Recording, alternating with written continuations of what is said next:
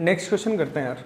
Next question है let A be the this set. A जो है वो ये इंटीजर्स हैं -3, -2, -1, 0, 1, 2, 3। Let R be a relation on A defined by x related to y if and only if this condition is hold. सही है।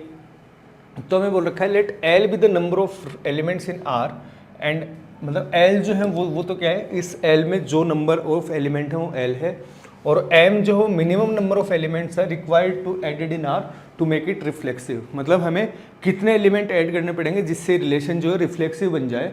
फिर हमें एल प्लस एम की वैल्यू चाहिए। सही बात है। तो यहाँ से यार मैं देखूँ जो कंडीशन गिवन है वो हमें गिवन है x square is less than equal to greater than equal to -2y and less than equal to ये कितना 4 - 2y हो गया। सही है। ये कंडीशन हमें गिवन है। तो अब मैं y की वैल्यू लेता जाता हूँ, एक एक वैल्यू मैं पकड़ता हूँ यहाँ से। x और y दोनों जो हों a से ही आएंगे क्योंकि जो रिलेशन है वो a सेट के अंदर ही है। तो अब मैं y की वैल्यू -3 लेता हूँ। y की वैल्यू दी -3 ली तो x स्क्वायर जो हो कहाँ से कहाँ तक हो गया, 6 हो गया, और -3 लोगे तो ये 10 हो जाएगा ना। तो x की वैल्यू बता दो यार। अब x की वैल्यू यहाँ से क्या क्या होंगी, x की वैल्यू क्या क्या हो सकती हैं, -3 हो सकती है, 3 हो सकती है ना। ये दो ही वैल्यू होंगी केवल x की, और तो कोई वैल्यू आएगी नहीं, है ना। और यदि मैं y की वैल्यू -2 लेता हूँ तो x स्क्वायर कहाँ से कहाँ तक हो गया, ये हो गया 4, तो -2 लिया तो ये कितना हो गया 8। सही बात है। तो x की वैल्यू यहाँ से कितनी आएंगी, 2 - 2, बस ये दो ही वैल्यू आएंगी, 2 और -2। सही है। ऐसे यदि मैं y की वैल्यू -1 लूँ तो ये कितना हो गया 2x स्क्वायर, और ये हो गया 6। तो यहाँ से x की वैल्यू कितनी आ गई, 2 से 6 तक होनी चाहिए। तो x की वैल्यू कितनी आ जाएगी यार, 2 - 2, यही वैल्यू आएंगी। और ऐसे ही यदि मान लो y की वैल्यू 0 हो गई तो x स्क्वायर कहाँ से कहाँ तक होगा, 0 से लेके 4 तक। तो उस टाइम x की वैल्यू कितनी आ जाएंगी, 0 आ जाएगी, +-1 आ जाएगी, और +-2 आ जाएगी। ऐसे यदि y की वैल्यू मैं 1 लूँ तो y की यदि वैल्यू 1 वैल्यू ली तो ये कुछ ऐसा हो गया, x स्क्वायर जो है वो 2 ऐसे हो गया, -2 से 2 आ गया। तो x की वैल्यू कितनी आ गई यार, 0 +-1। सही है। अब यदि ऐसे मैं y की वैल्यू -2 लूँ, y की वैल्यू यदि मैंने -2 ली तो ये कितना आ गया, +2।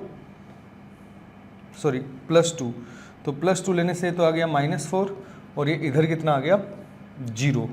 तो x स्क्वायर की एक ही वैल्यू पॉसिबल है इस वाले केस में, 0। अब मैं जो ही y की वैल्यू -3 लूँगा, ये भी नेगेटिव आ जाएगा, ये भी नेगेटिव आ जाएगा, तो आगे कोई वैल्यू पॉसिबल होंगे नहीं। ऐसे ही y की वैल्यू +3 एक बची, तो +3 पे तो कोई वैल्यू आएगी नहीं।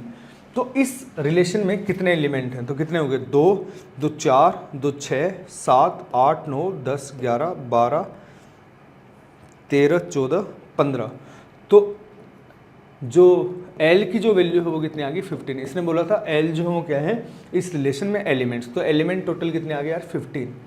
M इसने क्या बोला है, minimum number of element to required added in R to reflexive, कि रिफ्लेक्सिव बन जाए इसके लिए हमें कितने नंबर ऑफ एलिमेंट्स चाहिए।